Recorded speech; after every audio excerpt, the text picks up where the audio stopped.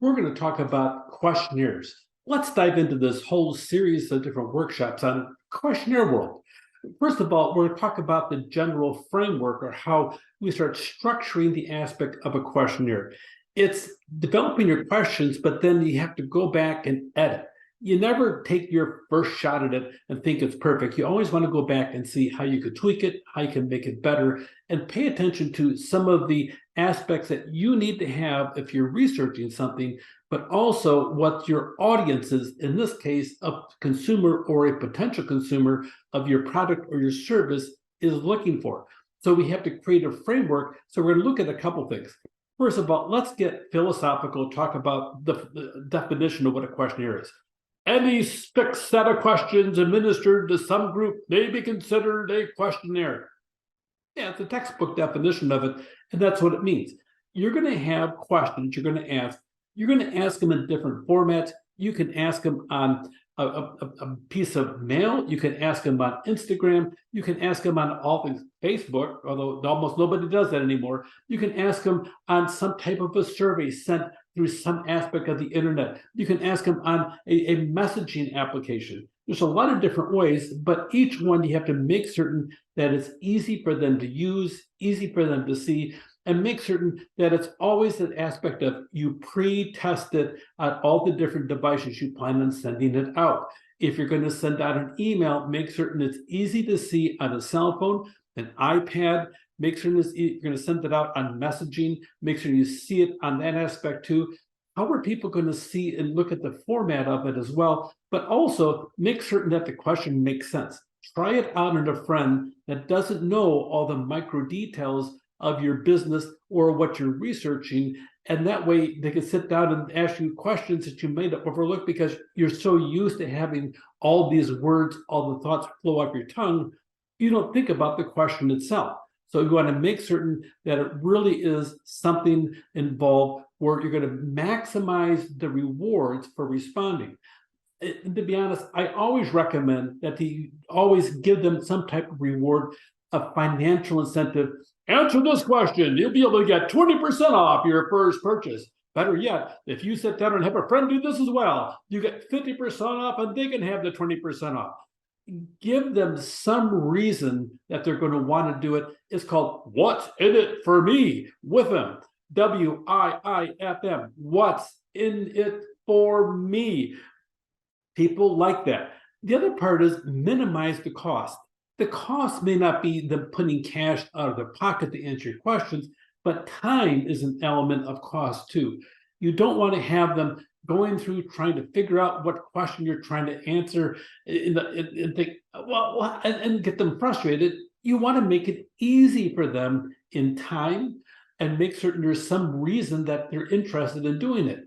Maybe this is a matter of they can launch a line of this, and this is brand new. You too can have input into a brand new coloration line for our stuff that you already buy, because we see that you've already bought 3 pairs of these shoes. We're going to have the next generation coming out. Give them a reason to sit down and want to respond and reduce the time level it takes them to do so. But all the whole time, you got to make certain you're satisfying your research objectives. So you got a pivot of all 3 different aspects that you want to have going on your questionnaire. Distinguish your methodology. You want to sit down and look as to how you're going about doing it. If you're going to try to call somebody on the telephone, what's the chance of them responding? 1% on a good day, maybe 2%. People don't answer their phone anymore if they don't know who it's from. If it there comes across as a telemarketer is calling you, they're not going to pick up the phone at all. If it looks like spam, they're not going to pick it up. Patient, look at what you're doing. Take your time and do it well. Don't try to find an easy way by hiring somebody to sit down into your polling. Make certain that you want to have access. So we'll talk about some of the pros problems later on. Mail, we normally sit down and frown upon mail because a lot of us don't even pay attention to it, except if you buy a product, okay, then a follow-up letter saying we have this, and if you do this, you'll have a special opportunity to buy whatever that may be. Mail might be a really good form, so don't discount it. Look on all the different options as you're going through to develop your questionnaire that you have something really positive and really good. sometimes a pickup or self-administered methodology. You may have somebody coming into your place of work, whether it's a retail store or it's a service area, and they pick up this, and boom, if you do this, you'll get 70,000 air miles if you fill out this form. Well, all of a sudden now that form becomes very valuable to that person because they're getting the benefit for that airline of 70,000 miles. It's a big thing. They'll be able to fly across the United States if they want to with one free ticket if they do that. You have those kind of things and you have a much higher return rate, but you have to get them to pick it up first. This is your first step. Email. A lot of times email, there's so much spam coming across email. A lot of us just go through and delete 70% of the emails before we even opened it. At the institution where I work at Irvine Valley College, 92% of all the email that comes into the institution is delegated off into spam. We only get 8% of the stuff, and even then, we have to be careful because if somebody opens up a document, all of a sudden releases some type of Trojan horse into the system, it could damage the entire system that we have inside of our institution. So people seldom are going to open things up or want to open up a website or go click over here. Yeah, we all get the different things. Says, this is from PayPal. Click here because your account's been frozen. Oh my goodness. I got a statement one time. It says your account at Wells Fargo has been frozen. Click here to go back and check in with us and change your password.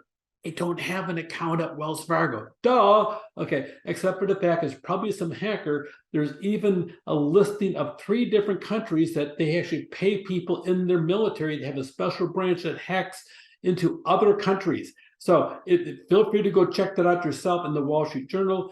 You have issues like that, but you don't want to be caught up. Don't answer strange email.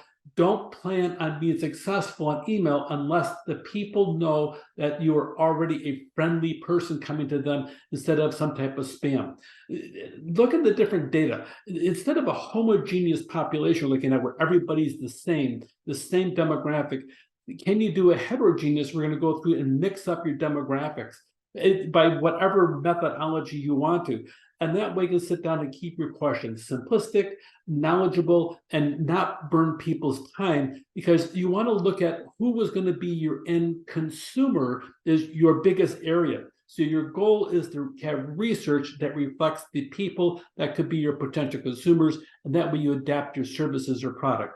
Make sure you focus on agree, disagree items, and don't try to get them involved into long-term responses or paragraphs. They simply aren't going to do that.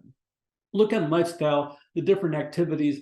You have people out there, and you have a whole big group out there of people that are athletic, young, and everything else. You have a group of people that are raising children. You have a group of people that are senior citizens looking for some type of leisure activities. You have a series of different things that deal with lifestyle and how people live. That's a good way of segmenting because they're also going to shop differently in those different lifestyle factions. Look on global or specific evaluation on the prioritization as to what you're looking at, either as a geography or an age group. Does it apply across the board? Look at the questionnaires by content.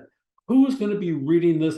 How are you going to approach it? You're not going to get young people hitting Facebook. Facebook is viewed as something for those older people that have gray hair or no hair. Yes. Okay. So you want to make certain that you're going to have some type of classification and who your audience is, and then practice and test it out with those different demographies. So the main 3 things in the section I want you to take away from here is maximize the rewards for them completing it, minimize their cost, including even minimizing their time using that, and always test it out before you administer it. Otherwise, people say, I don't want to do this, and your response rate is going to drop dramatically unless it's an exciting opportunity for them that they see something in it for them. What's in it for me always plays a difference in the game. Take care.